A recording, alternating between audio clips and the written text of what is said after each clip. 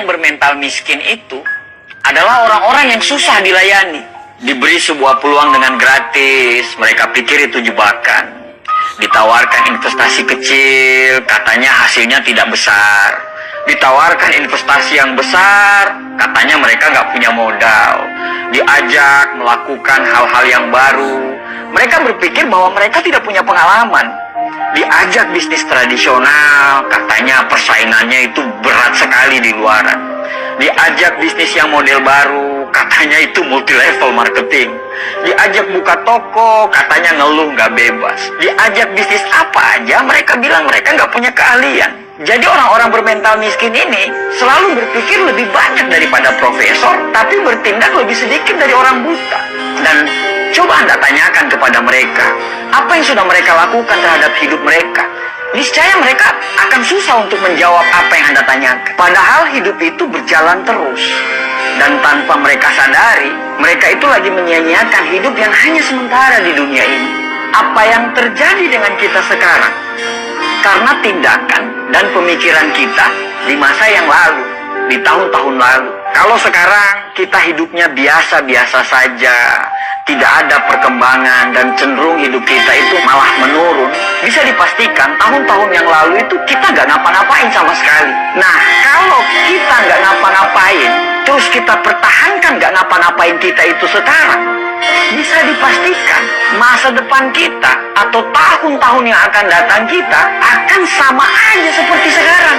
Selalu ada kesamaan apa yang dilakukan oleh orang-orang gagal dan bermental miskin ini. Kesamaan itu adalah sepanjang hidup mereka, mereka hanya menunggu dan menunggu.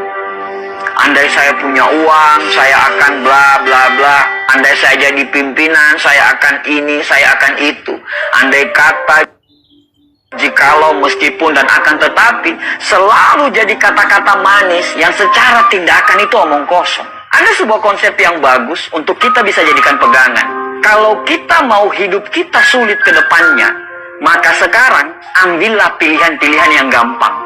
Nonton Netflix berseri-seri, scroll TikTok berjam-jam, nongkrong dengan teman-teman, bangun kapanpun kita mau, dan lakukan apapun yang kamu suka. Itu adalah tindakan yang sangat gampang. Tapi konsekuensinya adalah masa depan yang sulit. Atau kita mau mengambil pilihan yang kedua, yaitu kalau mau kehidupan ke depan kita gampang, maka sekarang kamu harus mengambil pilihan-pilihan yang sulit. Bikin rencana hidup, disiplin terhadap waktu, belajar hal-hal yang baru tanpa melupakan untuk mempertajam ilmu-ilmu yang lama, berteman dengan orang-orang yang mau diajak bertumbuh. Dan itu semua adalah pilihan-pilihan yang sulit. Tapi dengan pilihan-pilihan tersebut, insya Allah hidup ke depan kita itu akan jadi gampang. Merasa berdosalah ketika kamu melakukan hal-hal yang tidak bermanfaat.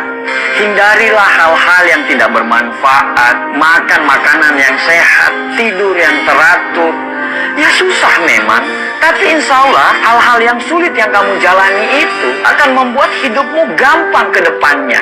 Dan gampang di masa-masa yang akan datang. Setiap tindakan selalu siaplah dengan konsekuensinya. Mau gampang sekarang, sulit ke depannya, atau mau sulit sekarang, gampang ke depannya. Itu semua pilihan hidup. Dan dari semua pilihan itu tidak ada yang salah.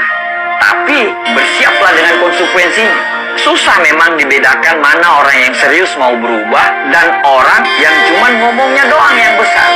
Kamu tahu kalau hidupmu masih serba kekurangan, tapi kamu malah tidak mau kerja keras. Kamu tahu kalau sukses itu butuh perjuangan dan kegagalan, tapi kerjamu hanya mengeluh dan banyak protes. Kamu tahu kalau kamu kurang, tapi justru kamu bangga dengan kekuranganmu itu.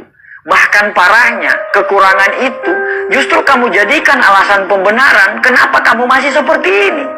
Ya wajarlah dia sukses, dia akan punya modal, sedangkan saya, ya wajarlah orang tuanya kaya, sedangkan saya, ya wajarlah dia didukung, sedangkan saya, ya wajarlah, maklumlah, mereka yang pantas apalah, dan bla bla bla bla bla. Banyak sekali alasan yang Anda ungkapkan.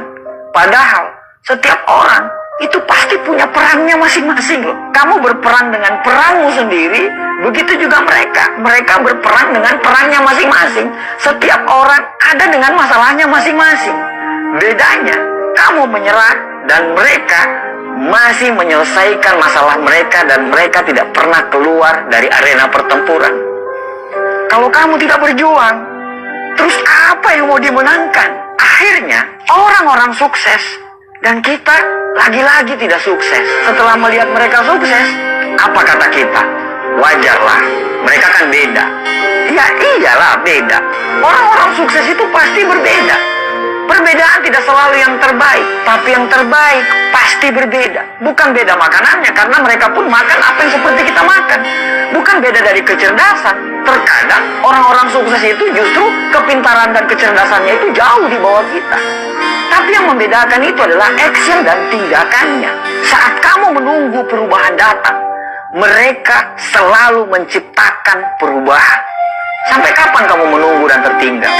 Lebih baik gagal karena melakukan sesuatu daripada sukses tapi tidak melakukan apa-apa dalam hidup. Manusia itu bisa berubah karena Tuhan menciptakan kita, selalu ada maksud dari penciptaan tersebut. Tidak ada yang bisa merubah diri kita kecuali diri kita sendiri yang mau berubah. Berdoa lebih banyak, bangun lebih pagi, belajar lebih giat lagi, cari lingkungan pertemanan yang memang betul-betul membuat kita bertumbuh. Selalu positif tiap hari dan jangan banyak mengeluh. Pelajari semua pola-pola kenapa orang bisa sukses. Karena sukses itu berpola, gagal pun berpola. Ya terserah kamu mau ngomong apa. Mau ngomong kita kebanyakan bacot lah atau apapun itu. Tapi setidaknya kami sudah mengingatkan. Tugas kami itu hanya mengingatkan. Sesungguhnya kamu tidak akan dapat memberi hidayah kepada orang yang kamu kasihi, tapi Allah memberi hidayah kepada orang yang dikehendaki. Orang positif selalu saling mendoakan. Orang negatif akan saling menjatuhkan. Orang sukses itu paham proses, sedangkan orang gagal pasti banyak protes. Semoga kita dan keturunan kita bisa sukses dan bisa memberikan sumbangsi untuk negara ini. Dan semoga kita terhindar menjadi orang-orang yang hanya ngomong doang, tapi nol secara tindakan. Terima kasih.